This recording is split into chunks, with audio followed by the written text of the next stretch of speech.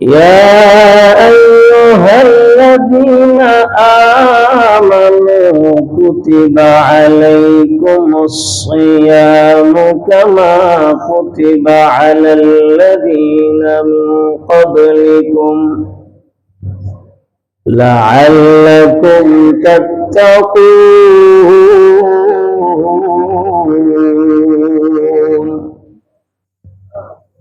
وقال رسول الله صلى الله عليه وسلم: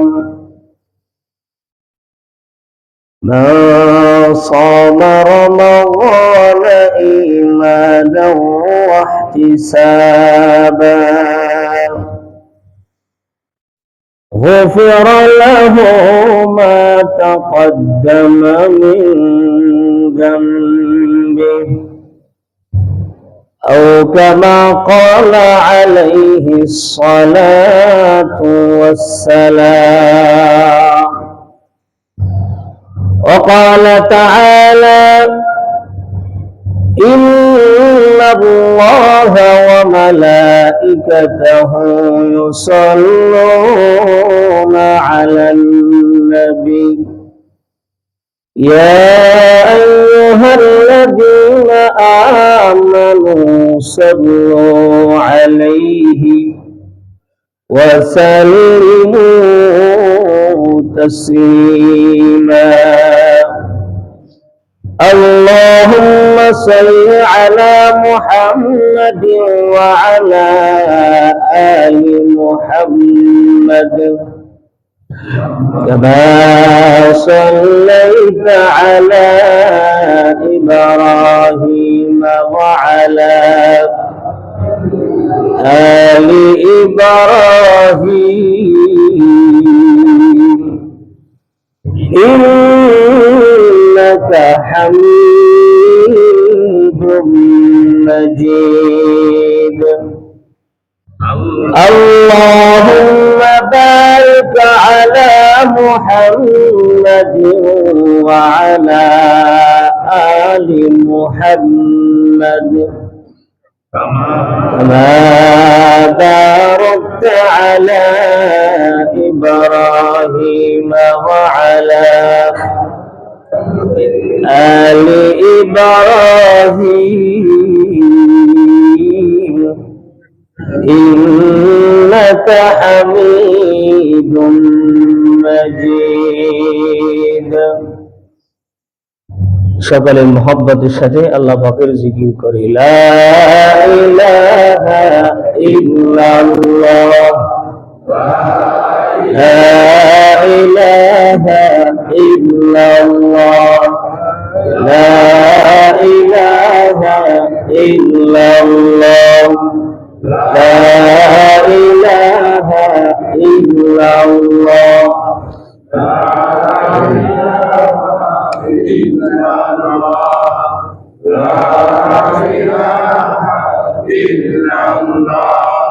لا إله إلا الله، لا إله إلا الله، لا إله إلا الله، لا إله إلا الله،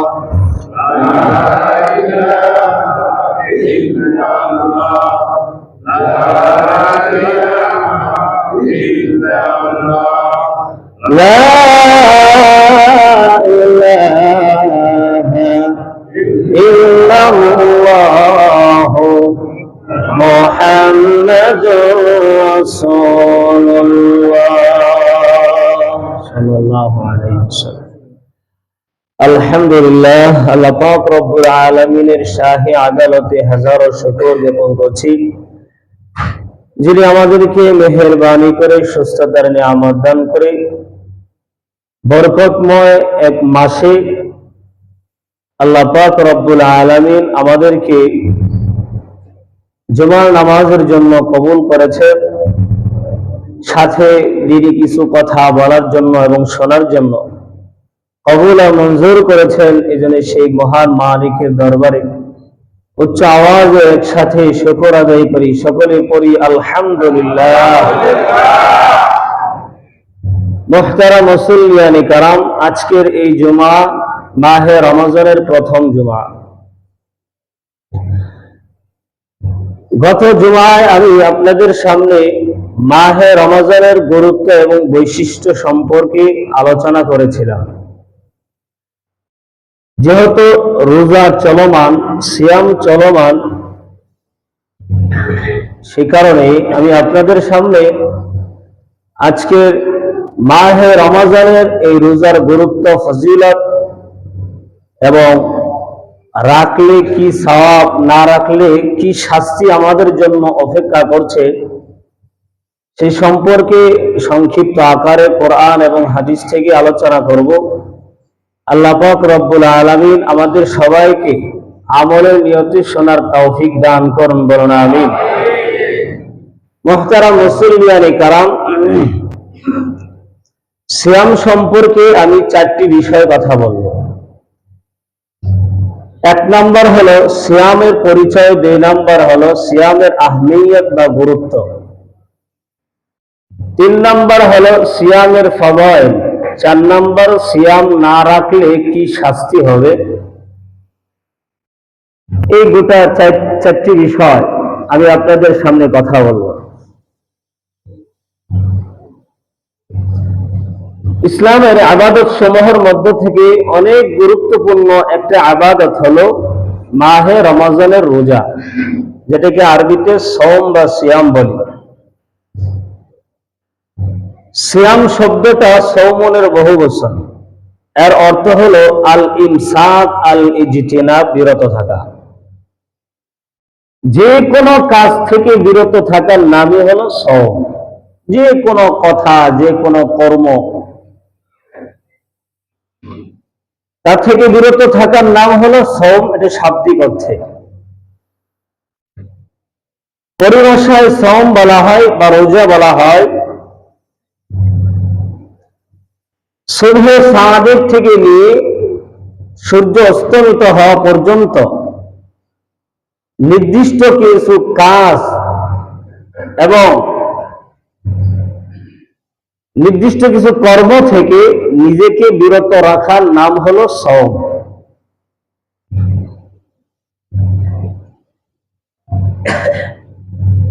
এটা হলো সওমের পরিচয়। 2 নম্বর বিষয় হলো সওমের আহমিয়ত কি বা রোজার গুরুত্ব ইসলামে কি রয়েছে। আমি 3টা গুরুত্ব বলবো। আল্লাহ পাক রব্বুল আলামিন যত বিধান দিয়েছেন, সমস্ত বিধান 4 ভাগে বিভক্ত। কয় ভাগে? 1 নম্বর হলো ফরজ, 2 নম্বর হলো ওয়াজিব, 3 নম্বর সুন্নতে মুআক্কাদা, 4 নম্বর সুন্নতে গায়রে মুআক্কাদা, যেটাকে আমরা নফল বা মুস্তাহাব বলি। সমস্ত বিধান এই 4 ভাগের ভিতরেই রয়েছে। নয় কোনটা ফরজ, নয় কোনটা ওয়াজিব, নয় কোনটা সুন্নতে মুআক্কাদা বা কোনটা সুন্নতে গায়রে মুআক্কাদা বা নফল। এর বাহিরে তো কোনো ইবাদত নাই, আছে? এই 4টের ভেতরে। এই 4টে স্তরের ইবাদতের মধ্যে সর্বোচ্চ স্তরের ইবাদত, এই ইবাদতটা হলো ফরজ ইবাদত। ঠিক কিনা বলেন? সর্বোচ্চ স্তরের ইবাদতের নাম কি? ফরজ ইবাদত।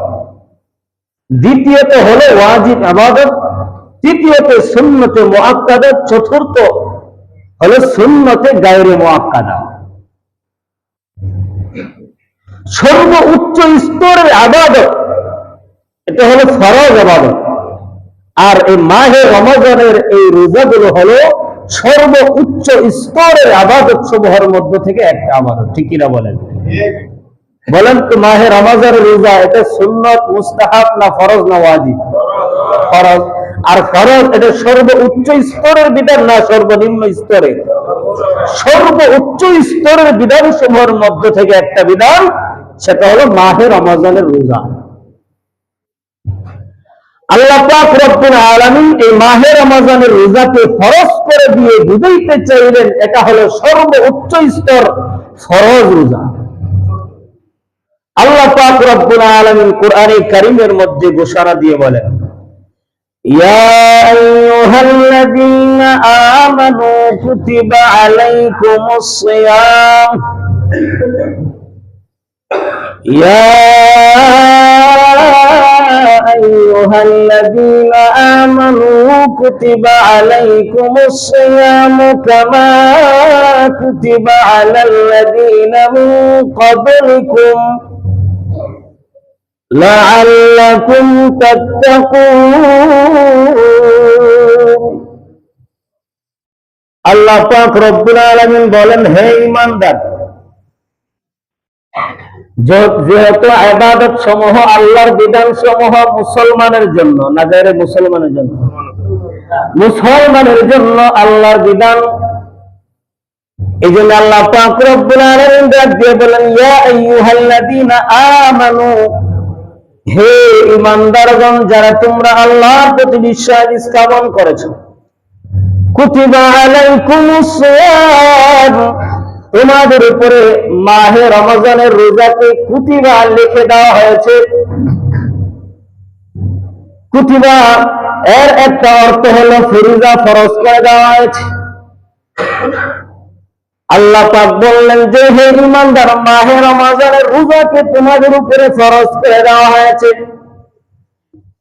শুধু তোমাদের উপরে ফরজ করে দেওয়া হয়েছে তা নয়, রোজা এটা তোমাদের পূর্ববর্তী যত উম্মত ছিল সবার উপরে ফরজ ছিল, কিন্তু তাদের রোজা আর আমাদের রোজা বেশ কম আছে না নাই?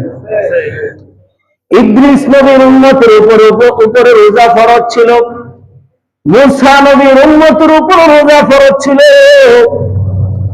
ঈসা নবীর উম্মতের উপর রোজা ফরজ ছিল, দাউদ নবী সহ তার উম্মতের উপরে রোজা ফরজ ছিল। দাউদ নবী রোজা রাখতেন, সওমে দাউদ যেটাকে বলে, একদিন রোজা রাখছেন আর একদিন রোজা ভাঙছেন। আমাদের মাহে রমজানের রোজা ফরজ হওয়ার আগে একটা রোজা ফরজ ছিল। এই রোজার নাম কি বলেন তো? বলতে পারবেন? বহুত আলোচনা হয়েছে এর আগে। সওমে আশুরা, নাম কি? আশুরার একটা রোজা রাখেন না, এই একটা রোজা আগে ফরজ ছিল, এর মাহে রমজানের রোজা ফরজ হওয়ার আগে। ভাইরা আবার এই আয়াত দিয়ে আল্লাহ পাক রব্বুল আলামিন মাহে রমজানের রোজার গুরুত্ব বুঝাইতে চাইলেন যে সর্বোচ্চ স্তরের ইবাদত মাহে রমজানের রোজা, ফরজ ইবাদত। মাহে রমজানের রোজার আরেকটা আহমিয়ত, গুরুত্ব হলো আল্লাহ পাক রব্বুল আলামিন রমজান মাসের এই রোজাকে ইসলামের 5টা স্তম্ভের মধ্য থেকে 4র্থ নম্বর স্তম্ভ বলে ঘোষণা দিয়েছেন। ইসলামের স্তম্ভ, সব যে সমস্ত ফরজ ইবাদত আছে সবগুলোই কি ইসলামের স্তম্ভ বলা হয়েছে, নাকি 5টা বিষয়কে স্তম্ভ বলা হয়েছে? আর এই 4টা ছাড়াও তো, 5টা ছাড়াও তো আরো অনেক ফরজ ইবাদত আছে, আছে না নাই? ওগুলোকে তো ইসলামের স্তম্ভ বলা হলো না। আল্লাহ পাক রব্বুল আলামিন বুঝাইতে চাইলেন সব ফরজ ইবাদত গুলো মানগতভাবে আবার সমান নয়, হুকুমগতভাবে সমান, মানগতভাবে আবার ভিন্ন আছে। আল্লাহ পাক রব্বুল আলামিন বলেন, তবে 5টা ফরজ হলো ইসলামের স্তম্ভ, সবচেয়ে আরো বেশি গুরুত্বপূর্ণ। এই 5টার মধ্যে মাহে রমজানের রোজা আছে না নাই? আরো যে বলে আছে না নাই? 3 নম্বর গুরুত্ব হলো মাহে রমজানের একটা রোজা কেউ যদি ইচ্ছা করে ভাঙে, নষ্ট করে ফেলে না রাখে, এর ক্ষতিপূরণের জন্য যদি সারা জীবন ভর নফল রোজা রাখে, সারা জীবন নফল রোজা রাখলেও মাহে রমজানের একটা রোজার সমপরিমাণ হবে না। আল্লাহু আকবার বলুন, কেমন গুরুত্বপূর্ণ। হযরত আব্দুল্লাহ ইবনে মাসউদ রাদিয়াল্লাহু তাআলা আনহু বর্ণনা করেন, মান আফতারা ইয়াওমান মিন রমাদান মুতাআম্মিদান,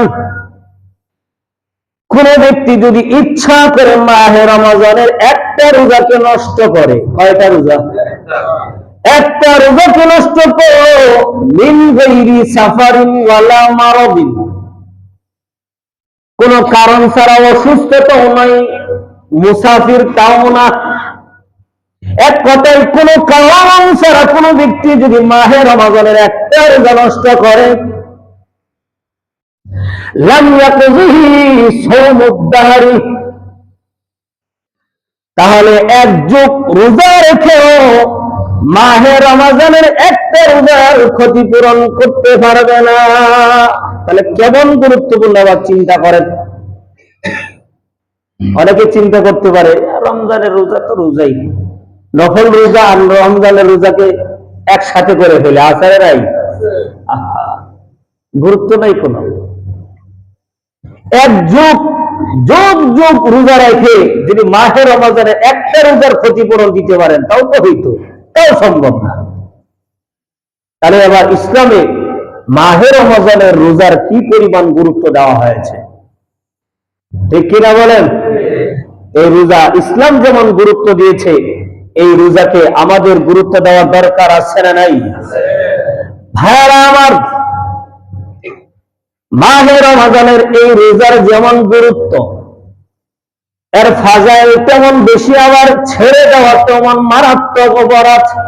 যে জিনিসের গুরুত্ব বেশি, এই জিনিসের মূল্যও বেশি।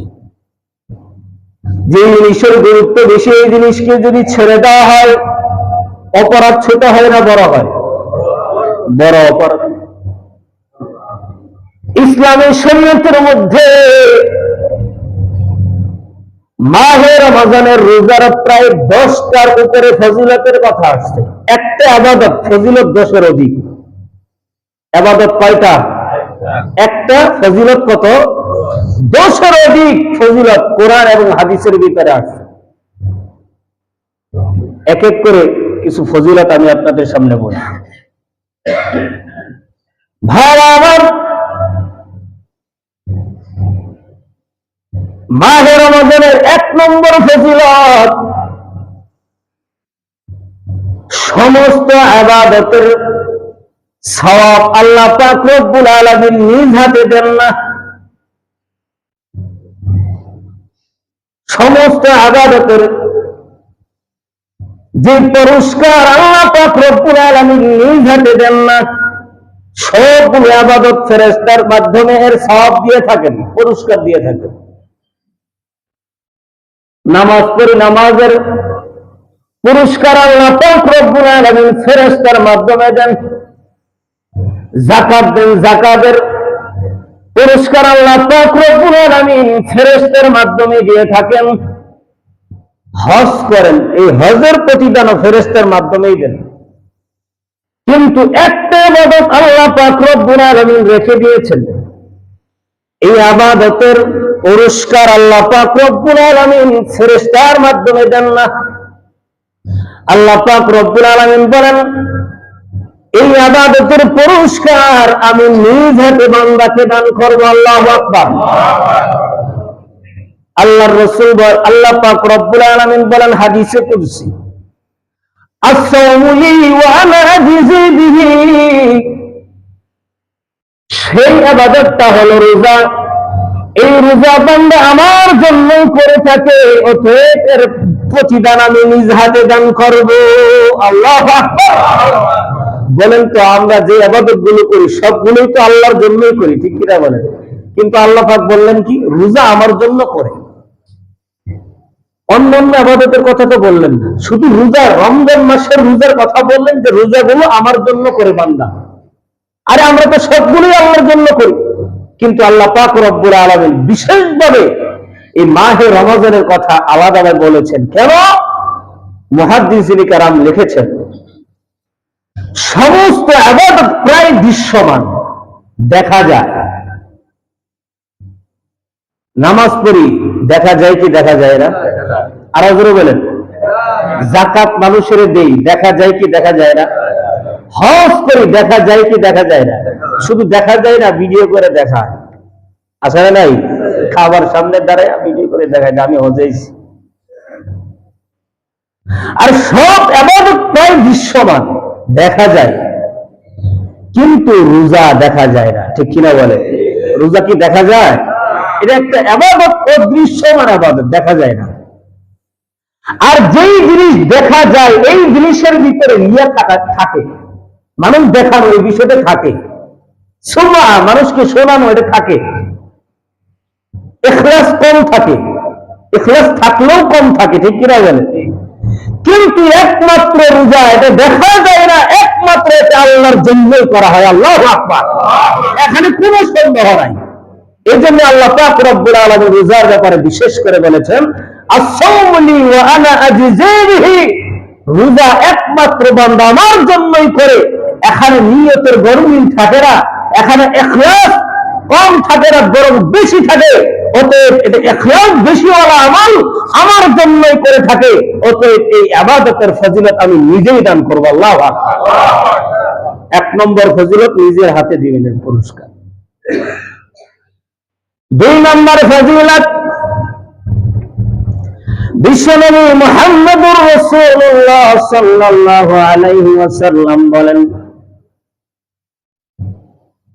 বান্দা সারা দিন রোজা রেখে ক্ষুধার কারণে মুখের মধ্যে যে দুর্গন্ধ চলে আসে, এই দুর্গন্ধটা আল্লাহ পাক রব্বুল আলামিনের কাছে মিশকে আম্বরের চাইতেও বেশি পবিত্র। ক্ষুধার কারণে মুখে দুর্গন্ধ আসে কি আসে না?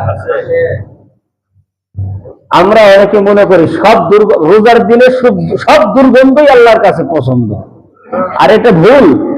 দুর্গন্ধ অনেকগুলো কারণে আসতে পারে। যেমন আপনি দুর্গন্ধ জাতীয় জিনিস খাইছেন, মুখে দুর্গন্ধ আসবে না? এই দুর্গন্ধ কি আল্লাহর কাছে পছন্দ? আর দুর্গন্ধ খাওয়ার, এগুলা খাওয়ার কারণে যে মুখের দুর্গন্ধ, এটা আল্লাহর কাছে পছন্দ না। আবার অনেককে দেখা যায় 2-4 দিন পর্যন্ত ব্রাশ করে না বা মেসওয়াকও করে না, মুখে দুর্গন্ধ আসে, আছে না নাই? এই দুর্গন্ধ কিন্তু আল্লাহর কাছে পছন্দ না, বরং এগুলোর সাথে ইসলামের কোনো সম্পর্ক না, ইসলাম এগুলো অপছন্দ করে। শুধুমাত্র রোজার কারণে, ক্ষুধার কারণে যে মুখের দুর্গন্ধ আসে, এই দুর্গন্ধই আল্লাহর কাছে মিশকে আম্বরের চাইতে বেশি পছন্দনীয়। 2 নম্বর, 3 নম্বর ফজিলত, বান্দা সারাদিন রোজা রেখে ইফতারের মুহূর্তে বান্দা আল্লাহর কাছে যা কিছু প্রার্থনা করে, আল্লাহ পাক রব্বুল আলামিন বান্দাকে তাই দান করেন। সারাদিন রোজা রেখেছে, ইফতারের পূর্ব মুহূর্তে ইফতারের সামনে আল্লাহর কাছে বান্দা যা আবদার করে, যা কামনা করে, আল্লাহ পাক রব্বুল আলামিন ওই বান্দার সব চাওয়া পূরণ করে দেয়। আল্লাহর রাসূল বলেন, সাইমুলা তুরাব্বু দাওয়াতুহু, সায়েম রোজাদার, এই রোজাদার বান্দা আল্লাহর কাছে যা কিছু চায়, আল্লাহ পাক রব্বুল আলামিন তাই তাকে দান করেন, তার হাত খালি হাতে ফেরত দেন না। আমরা জানি মুসাফির যদি আল্লাহর কাছে দোয়া করে, আল্লাহ দোয়া কবুল করেন। মাজলুম যদি আল্লাহর কাছে দোয়া করে, জালেমের বিরুদ্ধে দোয়া করে, বদদোয়া করে, আল্লাহ পাক রব্বুল আলামিন দোয়া কবুল করেন। মা বাবা যদি সন্তানের জন্য দোয়া করে, আল্লাহ পাক রব্বুল আলামিন ওই মা বাবার দোয়া সন্তানের জন্য কবুল করে নেন। ঠিক তেমনি ভাবে যেই ব্যক্তি সারাদিন রোজা রাখে, আল্লাহ পাক রব্বুল আলামিনকে খুশি করবার জন্য রোজা রেখেছে, সারাদিন কষ্ট করেছে, সেই মাগরিবের মুহূর্তে যখন আল্লাহর কাছে বান্দা হাত উঠায় দোয়া করে, আল্লাহ পাক রব্বুল আলামিন ওই বান্দার হাত খালি হাতে ফেরত দেন না। এখন তো আমরা এই সময় দোয়া করবো তো দূরে কথা, রং বেরঙের খাবার নিয়ে ব্যস্ত, ঠিক কিনা বলেন? আর ইফতারের 2-4 মিনিট আগের থেকে ইস্তেগফার, বিভিন্ন দোয়া দরুদ পড়েন, আল্লাহর কাছে চান। আপনার প্রয়োজন থাকতে পারে, এমন কোন মানুষ নাই তার জীবনে কোনো প্রয়োজন নাই, ঠিক কিনা বলেন? এমন কোন মানুষ নাই যে তার জীবনে কোনো বিপদ নাই, ঠিক কিনা বলেন? সবার চাওয়া আছে আল্লাহর কাছে, সেই সময় প্রার্থনা করেন। শুধু ইফতার নিয়ে বসে থাকলে হবে না, এই সময় আল্লাহর কাছে চান, প্রার্থনা করেন, আল্লাহ সব দিয়ে দিবেন, ঠিক কিনা বলেন? 4 নম্বর ফজিলত, কোন বান্দা যদি আল্লাহ পাক রব্বুল আলামিনের খুশি করার জন্য রোজা রাখে, আল্লাহ পাক রব্বুল আলামিন ওয়াদা দিয়েছেন ওই বান্দার পূর্ববর্তী সমস্ত গুনাহগুলো maaf করে দেন। বিশ্বনবী ডাক দিয়ে বলেন, মান সামা রমাদানা ঈমানান ওয়া ইহতিসাবান গুফিরা লাহু মা তাকদ্দামা মিন যামবিহি। মান সামা রমাদানা ঈমানান ওয়া ইহতিসাবা, যে ব্যক্তি মাহে রমজানে রোজা রাখে আল্লাহকে খুশি করবার জন্য সওয়াবের আশায়, গুফিরা লাহু মা তাকদ্দামা মিন যামবিহি, আল্লাহ পাক রব্বুল আলামিন ওই বান্দার অতীতের গুনাহগুলো maaf করে দেন। কেমন করে maaf করে দেন? আল্লাহর রাসূল অন্য হাদিসের মধ্যে ঘোষণা করে দিয়েছেন, এমন ভাবে maaf করেন যেন তার জীবনে আর কোনো গুনাহই রইল না। বিশ্বনবী বলেন, ইন্নাল্লাহ তাবারাকা ওয়া তাআলা ফারাদা সিয়ামা রমাদান ওয়া সানানতু কিয়ামাহু, আল্লাহ পাক রব্বুল আলামিন মাহে রমজানের রোজাকে ফরজ করে দেন, আর আমি বিশ্ব নবী মাহে রমজানের রাত্রি বেলায় যে তারাবি নামাজ পড়া হয় এই নামাজকে আমি সুন্নাহ করে দিয়েছি। ফামান সামাহু ওয়া কামাহু ঈমানান ওয়া ইহতিসাবান, যেই ব্যক্তি সওয়াবের আশায় আল্লাহকে রাজি খুশি করবার জন্য দিনের বেলা রোজা রাখলো আর রাত্রি বেলা আল্লাহর দরবারে দাঁড়ায় নামাজ পড়লো, আল্লাহর রাসূল বলেন, খারাজা মিনাজ যুনুবি কায়াউমিন ওয়ালাদাতহু উম্মুহু, এই লোকটা গুনাহ থেকে এমন ভাবে বের হয়ে আসলো কেমন যেন ওই লোকটা আজকেই জন্মগ্রহণ করলো। আল্লাহু আকবার। যে লোকটা আজকে জন্মগ্রহণ করছে, নবজাতক শিশু, তার জীবনে অনেক গুনাহ রয়ে গেছে না? কোনো গুনাহ আছে? সামান্য পরিমাণ তার জীবনে কোনো গুনাহ নাই, আমল নামা পুরাটাই ফাঁকা, গুনাহও নাই, সওয়াবও নাই। আল্লাহ পাক রব্বুল আলামিন যে ব্যক্তি রোজা রাখে তার জীবনে যে গুনাহ ছিল সব গুনাহকে আল্লাহ মিটায় দেন। এত বড় ফজিলতের কথা আমরা কিভাবে মাহে রমজানের রোজাকে নষ্ট করি? আফসোসের বিষয়, ঠিক কিনা বলেন? আহা, মুসলমানের দোকান, হোটেলে হোটেলে সামনে পর্দা দিয়ে ভিতরে খাওয়ায়, যে খাওয়াইতেছে সেই মুসলমান, আবার সে রোজাও রাখছে, বেরোজাদারকে খাওয়ায়, আসারে নাই? আহা, যে খাওয়াইলো, আপনি তো রোজা রাখছেন ঠিক, সওয়াব পাইতেছেন, কিন্তু যে খাওয়াইলেন যে এটা একটা অপরাধ, মারাত্মক অপরাধ, এটার গুনাহ তো আপনার কাঁধেই চেপে বসবে, ঠিক কিনা বলেন? খাওয়াইলেন যে রমজান মাসে, সহযোগিতা করলেন খাওয়ানোর জন্য, এটার গুনাহ হবে না আপনার? আরে ব্যবসা তো 11 মাস করেছে, মাহে রমজানে আল্লাহর ওয়াস্তে মাহে রমজানের দিনের বেলায় দোকানগুলো বন্ধ রাখেন, খাবারের দোকান যেগুলো খায় মানুষ, হোটেল, চায়ের দোকান, আল্লাহর ওয়াস্তে বন্ধ করেন। 1 মাস আপনি নিজে ইবাদত করেন, অন্যকেও ইবাদতের জন্য সহযোগিতা করেন, পারবো তো ইনশাআল্লাহ?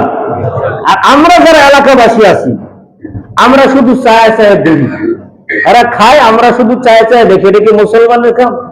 আমরা তো প্রতিবাদ করার কথা ছিল, এখানে যে দোকান খোলা রেখেছে আপনার প্রতিবাদ করার কথা ছিল মুসলমান হিসেবে আপনার, কিন্তু শুধু চায় চায় দেখি আর পরস্পরের সমালোচনা করি। কিন্তু কয়েকজন মিলে গিয়া, একসাথে গিয়া দোকানওয়ালার একটু বুঝাবে, এই সাহসটুকু হয় না, ঠিক কিনা বলেন? আর এগুলো যুবক ভাইদের মাধ্যমে বেশি হয়। যুবক ভাইদের মাধ্যমে দেখবেন ইসলামের সবচেয়ে বেশি উপকার হয়েছে। ইসলামের যত যুদ্ধ জিহাদ হয়েছে সবগুলোই মুসলমানরা জয়লাভ করেছে একমাত্র যুবকদের মাধ্যমে, ঠিক কিনা বলেন? এই জন্য এগুলোর ক্ষেত্রে অন্যায় বন্ধ করার ব্যাপারে যুবকদের ভূমিকা সবচেয়ে বেশি। আমরা বুড়া মানুষগুলো এদের দ্বার কাছে নাম, শুধু তাসবিহ তাহলে তসবিহটা নেবো আর টিপবো, আর এবার বেশি বেশি করে সাজদা দিন, এটাই হলো বুড়া মানুষের কাম। কিন্তু প্রতিবাদ করাও কিন্তু যুবকদের যেমন কাজ, আমরা যারা বৃদ্ধ আছি আমাদেরও কাজ, ঠিক কিনা বলেন? অনেকে দেখা যায় হ্যার কাজ হে করুক, আমার কাজ আমি করি, এরকম আছে না নাই? অন্যায় সচক্ষে দেখতেছে আর বলতেছে কি সে তার কাজ করুক, এর প্রতিদান সে পাবে, আমি তো আর করতেছি না। আরে আপনি করতেছেন না মানে তাকে প্রতিবাদ না করার কারণে তো একটা গুনাহ আপনার উপরে চেপে পড়বে, ঠিক কিনা বলেন? এদের এলাকার যুবক বাইরে যারা আছেন, আপনাদের কাছে আমার একটা আহ্বান, আপনারা সবাই মিলে একজুট হয়ে দরকার বললে একটা সংগঠন তৈরি করে একসাথে হয়ে এলাকার যত হোটেল আছে দিনের বেলায় চালু করে এই পর্দা টানায় খাওয়ায় এবং চা খাওয়ায়, এই দোকানগুলো আপনারা চেষ্টা করলে বন্ধ করতে পারবেন, ঠিক কিনা বলেন? এটা সম্ভব কিনা বলেন? অসম্ভব কিছু না। ভাইরা আমার, 4 নম্বর ফজিলত হলো জীবনের গুনাহ আল্লাহ মাফ করে দেন। এমন ভাবে গুনাহ মাফ করে দেন জীবনে যেন কোনো গুনাহই তার রইল না। 5 নম্বর ফজিলত হলো বিশ্বনবী মুহাম্মদুর রাসূলুল্লাহ সাল্লাল্লাহু আলাইহি ওয়াসাল্লাম বলেছেন, যে ব্যক্তি মাহে রমজানের রোজা রাখে কিয়ামতের ময়দানে আল্লাহ পাক রব্বুল আলামিন জাহান্নাম থেকে বাঁচার জন্য এই রোজাকে ডাল বানায় দিবেন। ডাল যুদ্ধের ময়দানে যেমন শত্রুর আঘাত থেকে রক্ষা পাওয়ার জন্য ডাল ব্যবহার করে কিনা বলেন, যেন শত্রু আঘাত করতে না পারে, আল্লাহর রাসূল বলেন এই রোজাগুলো কিয়ামতের ময়দানে জাহান্নাম থেকে বাঁচার জন্য ডাল হয়ে যাবে, জাহান্নাম স্পর্শ করতে তাকে পারবে না। বিশ্বনবী বলেন আসিয়ামু জান্নাতুন মিনান নার কাজুন্নাতি আহাদিকুম মিনাল কিতালি। এই রোজাগুলো হলো মুসলমানদের জন্য ডাল স্বরূপ, যেমনি ভাবে যুদ্ধের ময়দানে মানুষেরা ডাল ব্যবহার করে, ডাল কাজে আসে, কিয়ামতের ময়দানে এই রোজাগুলো জাহান্নাম থেকে বাঁচার ডাল হিসেবে কাজ করবে। 6 নম্বর ফজিলত, এই ডাল হওয়ার জন্য আরো 4টি শর্ত লাগে। যেমন তেমন রোজায় আবার কিয়ামতের ময়দানে কাজে আসবে না, ডাল হয়ে দাঁড়াবে না, শক্তিশালী হইতে হবে। ডাল যদি শক্তিশালী হয় তাহলে শত্রু যতই আঘাত করুক ডাল ভাঙবে না, ঠিক কিনা বলে? ওটার মতোই থাকবে শক্ত। কিন্তু যদি দুর্বল হয় এক আঘাতে শেষ করে ফেলবে। ঠিক তেমনি ভাবে যারা রোজা রাখে তাদের এই ডালটা দুর্বল হয়, শক্তিশালীও হয়। 4টি কাজ যদি রোজা থাকা অবস্থায় করতে পারেন, এই রোজার এই ডালটা অনেক শক্তিশালী হয়, এই দুর্বল হয়ে যায়। 1 নম্বর কাজ হলো রোজা থাকা অবস্থায় নজর হেফাজত করতে হবে, নজর দিয়া কোন গুনাহের কাজ দেখা যাবে না। 2 নম্বর হলো জবান হেফাজত করতে হবে, জবান দিয়ে কোন গুনাহের কর্ম, কোন গুনাহের কথা জবান দিয়ে উচ্চারণ করতে পারবো না। 3 নম্বর হলো কানের হেফাজত করতে হবে, কান দিয়ে গুনাহ শোনা যাবে না। 4 নম্বর হলো দিমাগ হেফাজত করতে হবে, দিমাগ দিয়ে গুনাহের কথা চিন্তা করা যাবে না। এই 4টে কাজ যদি রোজা থাকা অবস্থায় কেউ করতে পারে, এই রোজাটা শক্তিশালী ডাল হয়ে যাবে। আল্লাহু আকবার। 6 নম্বর ফজিলত, বিশ্বনবী মুহাম্মদুর রাসূলুল্লাহ সাল্লাল্লাহু আলাইহি ওয়াসাল্লাম বলেন, যারা রোজা রাখবে কিয়ামতের ময়দানে তাদেরকে আল্লাহ পাক রব্বুল আলামিন সিদ্দিকীন এবং শুহাদাদের কাতারে অন্তর্ভুক্ত করে দিবেন। যুদ্ধ তো নাই, শহীদ হইতে পারবেন না, কিন্তু শহীদদের কাতারে অন্তর্ভুক্ত হওয়ার জন্য একটা আমল হলো মাহে রমজানের রোজাগুলো রাখা। একজন সাহাবী বিশ্ব নবীর দরবারে এসে বলে, ইয়া রাসূলুল্লাহ, আমি যদি সাক্ষ্য দেই আল্লাহ এক আর আপনি হলেন আল্লাহর রাসূল, 5 ওয়াক্ত নামাজ আদায় করি এবং যাকাত প্রদান করি, মাহে রমজানের রোজাগুলো আদায় করি, তাহলে আমি কাদের অন্তর্ভুক্ত হব? বিশ্বনবী ডাক দিয়ে বললেন, ফামিনাস সিদ্দিকিনা ওয়াস শুহাদা। তুমি যদি এগুলো করতে পারো তাহলে তুমি সিদ্দিক এবং শুহাদাদের অন্তর্ভুক্ত হয়ে যাবে। এর হলো 7 নম্বর। 8 নম্বর ফজিলত হলো কিয়ামতের ময়দানে কিছু কিছু ইবাদত বান্দাদের জন্য সুপারিশ করবে। কিছু কিছু ইবাদত বান্দাদের জন্য সুপারিশ করবে, সব ইবাদত সুপারিশ করে না। কিছু কিছু ইবাদতকে আল্লাহ পাক রব্বুল আলামিন কিয়ামতের ময়দানে স্পেশাল পাওয়ার দিয়ে দিবেন সুপারিশ করার জন্য, এবং তাদের সুপারিশ অবশ্যই গ্রহণ করা হবে। এর মধ্যে একটা হলো মাহে রমজানের রোজা। কিয়ামতের ময়দানে সুপারিশ করবে। বিশ্বনবী হাদিসের মধ্যে ঘোষণা করেন, আসসিয়ামু ওয়াল কুরআনু ইয়াশফাআনি লিল আবদি ইয়াউমাল কিয়ামাহ। কুরআন এবং মাহে রমজানের রোজা ইয়াশফাআনি লিল আবদি ইয়াউমাল কিয়ামাহ, কিয়ামতের ময়দানে বান্দাদেরকে সুপারিশ করবে। কিভাবে সুপারিশ করবে? আল্লাহর রাসূল তাও সুন্দর করে বলেন, ইয়াকুলু সিয়ামু, দেখেন রোজা কিভাবে সুপারিশ করবে। ইয়াকুলু সিয়ামু আয় রাব্বি মানাতুহু আত-তাআমা ওয়াশ-শাহওয়াতা বিন-নাহার। হে রব, আমি এই বান্দাকে দিনের বেলা খাইতে দেই নাই, স্ত্রীর কাছে যাইতে দেই নাই। আমি আপনার কাছে এই বান্দার ব্যাপারে সুপারিশ করি, ফাশফিয়ানি ফি, আপনি এই বান্দার ব্যাপারে সুপারিশ করেন, আপনি তাকে মাফ করে দেন। এইভাবে কোরআন দ্বারা যাবে। এখন কোরআন আয় রাব্বি মানাতুহু আন-নাওমা বিল-লাইল, রব্বে কারীম রাত্রিবেলায় আমি এই বান্দাকে ঘুমাইতে দেই নাই, আমি কোরআন তেলাওয়াত করেছে, রাত্রিবেলা তারাবির নামাজ পড়েছে, কষ্ট করে ঘুমায় নাই। তারাবির নামাজের দ্বারা কোরআনে কারীম শুনেছে, কোরআনে কারীমের তেলাওয়াত শুনেছে। শাফি'নি ফীহি ইয়া রব, এই বান্দার ব্যাপারে আমি আপনার কাছে সুপারিশ করি, আপনি তাকে মাফ করে দেন। আল্লাহর রাসূল বলেন, তাদের এইভাবে যখন সুপারিশ করবে, ফায়ুশাফাআনি, আল্লাহু আকবার। রাসূল বলেন, ওই কোরআন এবং রোজার সুপারিশ আল্লাহ পাক রব্বুল আলামিন গ্রহণ করে ফেলবে। এই যে রমজান মাসের রোজা, এগুলো সুপারিশ করবে। এগুলো সাধারণ কোন ইবাদত না, অনেক গুরুত্বপূর্ণ ইবাদত, ফজিলতপূর্ণ ইবাদত। রাখবো না ছেড়ে দিব? বলেন, রোজাগুলো রাখবো না ছেড়ে দিব? 9 নম্বর ফজিলত, জাহান্নামকে আল্লাহ পাক রব্বুল আলামিন রোজাদারদের থেকে 70 বছরের দূরত্বে সরায় দিবেন। আল্লাহু আকবার বলেন, 70 বছরের দূরত্বে সরায় দিবে জাহান্নামকে। বিশ্ব নবী বলেন, মান সামা ইয়াওমান ফি সাবিলিল্লাহি বা'আদাল্লাহু ওয়াজহাহু আনিন নারি 70 খরিফা। আল্লাহর রাসূল বলেন, যে ব্যক্তি একটা রোজা রাখবে, একটা রোজা, কয়টা? আল্লাহর রাসূল বলেন, বা'আদাল্লাহু ওয়াজহাহু আনিন নার, ওই ব্যক্তির চেহারাকে জাহান্নাম থেকে দূরে সরায় দিবেন 70 খরিফা, 70 বছরের দূরত্ব পরিমাণ। চিন্তা করেন, অন্য কোন ইবাদতের বেলাতে এরকম কথা বলা হয়নি, এত গুরুত্বপূর্ণ ইবাদত। ভাইরা আবার 10 নম্বর ফজিলত,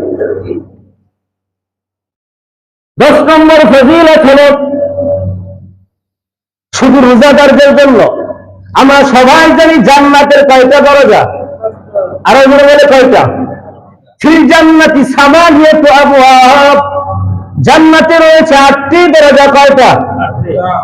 এক একটা দরজার নাম আছে, একটা দরজার নাম লেখা আছে বাবুস সাদাকা, আর একটা দরজার নাম লেখা আছে বাবুস সালাতি, আর একটা দরজার নাম আছে বাবুল জিহাদি, আর একটা দরজার নাম আছে বাবুর রায়্যান। এভাবে 8টা দরজার 8টা নাম দেওয়া আছে। কিয়ামতের ময়দানে শুধুমাত্র রোজাদাররা এর রায়্যান নামক দরজা দিয়ে জান্নাতে প্রবেশ করবে, আর কেউ এই দরজা দিয়ে প্রবেশ করতে পারবে না, শুধু রোজাদাররা পারবে। এই জন্য এই দরজা দিয়ে জান্নাতে প্রবেশ করতে রাজি আছে না নাই? আরো বলে আছে না নাই? আল্লাহ পাক রব্বুল আলামিন আমাদের সবাইকে এই দরজা দিয়ে জান্নাতে প্রবেশ করার তৌফিক দান করুন, আমিন। আর আমার যারা রমজান মাসে রোজা রাখে এই ধরনের অনেক ফজিলত তারা পাবে, আরো অনেক ফজিলতের কথা হাদিসে আসছে। এবার শুনবো মাহে রমজানের রোজা যদি কেউ না রাখে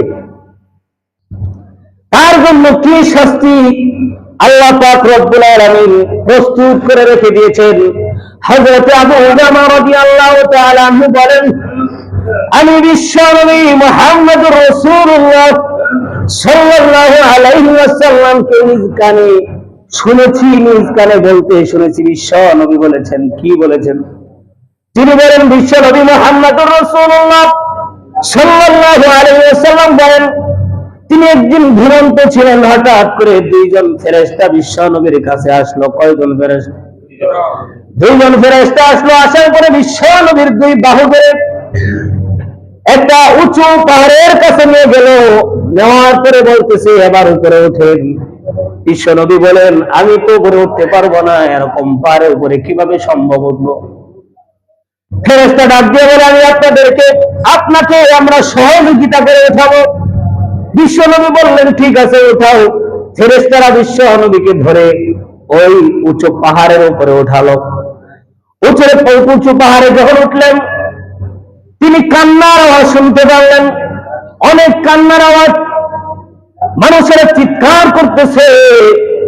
বিশ্বনবী নিচের দিকে তাকায় দেখলেন কিছু মানুষকে এই পায়ের গোড়ালিতে শিকল বেঁধে উল্টা করে রাখা হয়েছে, ঝোলানো রাখা, পায়ে শিকল বাইধা এবং উল্টা করে রাখছে, ঝোলায় রাখছে। বিশ্বনবী দেখলেন তাদের দুই চোয়ালের এপাশ থেকে কান পর্যন্ত ছিঁড়ে ফেলা হয়েছে, কাটা হয়েছে। দুই চোয়াল থেকে রক্ত পড়তেছে, ঝরতেছে আর চিৎকার করতেছে। বিশ্বনবী তাদেরকে বললেন, এরা কারা, তাদের কি অপরাধ আছে?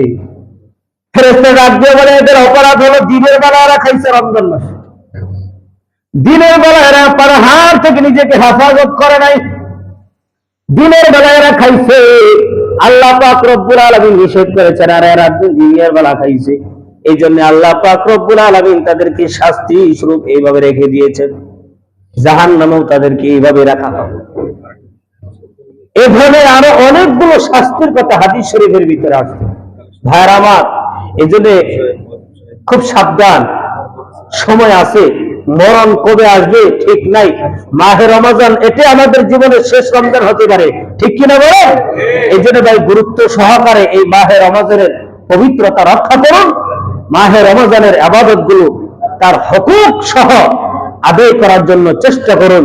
আল্লাহ পাক রব্বুল আলামিন আমাদের সবাইকে মাহে রমজানের পবিত্রতা রক্ষা করার তৌফিক দান করুন, বলেন আমিন। ওয়া আখির দাওয়ানা আলহামদুলিল্লাহ।